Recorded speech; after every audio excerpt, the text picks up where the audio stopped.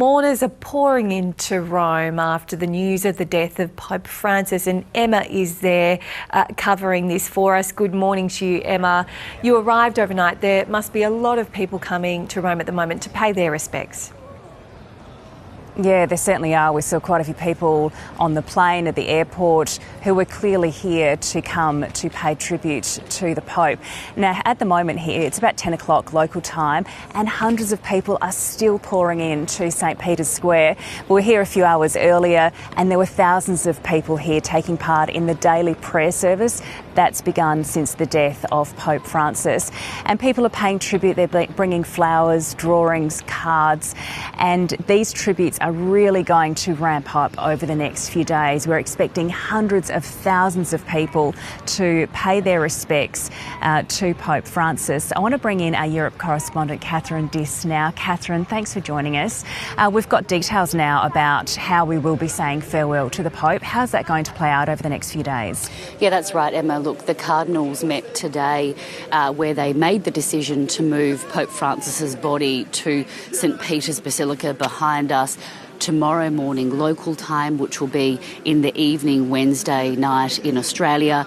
But before that happens, before he leaves the Casa Santa Marta, which is where the late Pontiff lives, he is currently resting. The Camerlengo Cardinal Kevin Farrell will lead a prayer before his body is moved. A procession will then take place through a couple of piazzas in Rome before it is entered into the Basilica. Cardinal Farrell will then preside over a liturgy of the Word, which is essentially reading out passages of the Bible before he lays in state, and he will remain there until his burial later this week. Yeah, so his funeral will take place on Saturday morning at 10 a.m. local time. We know that he's breaking with centuries-old traditions. First with the casket itself, rather than being 3 layers, it's just the one cypress wood layer. And also his burial, rather than what many of his predecessors have done, they've been buried in the grottos of St Peter's Basilica.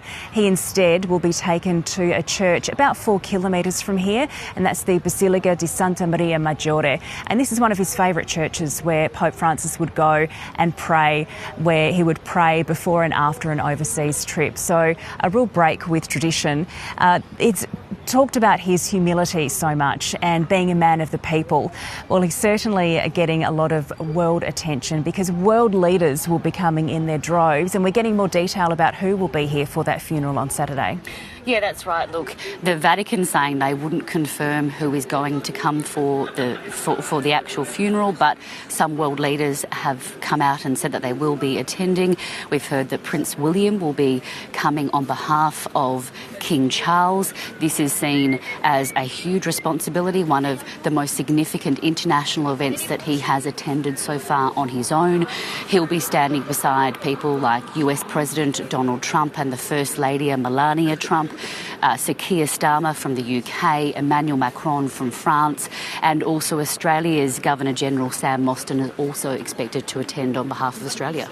And of course, beyond the funeral, of course our focus is on that at the moment, but beyond the funeral the focus will be on the conclave, which will decide who will become the next Pope. And gee, there's a lot of attention on that already, Catherine. Yeah, there most certainly is. And I think in the next few days, certainly the attention is on Pope Francis and making sure that respects are paid to him. Thereafter, within 15 to 20 days of his death, the conclave must meet. The earliest date in which they can is the 6th of May. All cardinals under the age of 80 are eligible to take part in that process. There are more than 130 of them, including a cardinal from Australia. They will be called into that meeting. They'll be cut off from communications from all media. They won't be able to communicate with the public during that process. They must reach a 2/3 majority. They can vote up to 4 times a day. But if they aren't successful, black smoke will be released from the Sistine Chapel. If they are successful, then white smoke will be released. And just to give you an understanding of how long that process can take, for Pope Francis it was about 24 hours, but previous conclaves have taken a much longer period of time than that. Yeah, so of course, and the question will be whether Pope Francis's legacy will live on in his successor.